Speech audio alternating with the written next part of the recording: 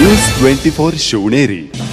जुन्नर तालुक्यातील उत्तर भागात खूप मोठ्या प्रमाणात पाऊस सुरू झाल्याने चिलेवाडी धरण पाणलोट क्षेत्रातील पाणीसाठ्यात मोठ्या प्रमाणात वाढ होत असून 24 जुलै रोजी चिलेवाडी धरण 100% भरल्याने सांडव्यावरून पाणी वाहण्यास सुरुवात झाली। याचा अर्थ असा की हे 1.5 TMC साठवण क्षमता असलेले धरण ओव्हरफ्लो झाले असून अतिरिक्त पाणी मांडवी नदीत सोडण्यात आले आहे।